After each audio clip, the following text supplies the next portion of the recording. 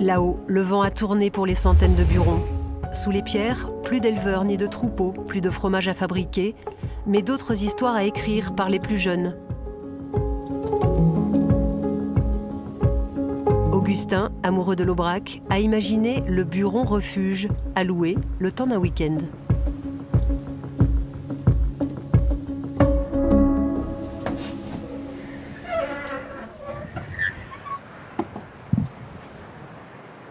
Nous, ce qui nous avait beaucoup plu quand on est venu dormir avec ma famille quand on était tout petit, c'était ce côté vraiment rustique, simple, des choses qu'on ne trouve plus aujourd'hui, notamment quand on habite en ville.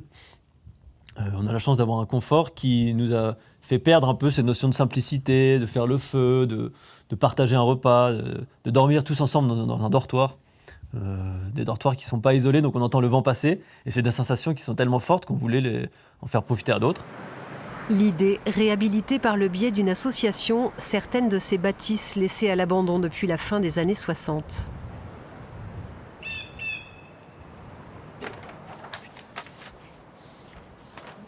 Nous sommes actuellement ici aux Anguillens. Il y a le petit et le grand buron qui sont indiqués. Et à cette époque, il était dit qu'il n'y avait plus qu'une centaine de burons encore debout sur ces 300. Et aujourd'hui, quelques burons, chaque année, quelques burons sont rénovés, aussi bien par des propriétaires privés pour un usage personnel, que par des propriétaires ou des communes qui veulent en faire partager, en faire profiter à d'autres. Donc c'est une carte qui est passionnante puisqu'on voit que l'Aubrac finalement n'est pas morte et elle est en train de revivre grâce à tous ces acteurs.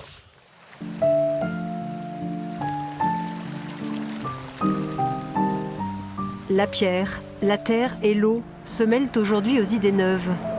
Mais ici, la philosophie reste la même. Sur l'Aubrac, on ne triche pas. Le décor s'offre à l'état brut, souvent paisible, parfois tourmenté, toujours vrai.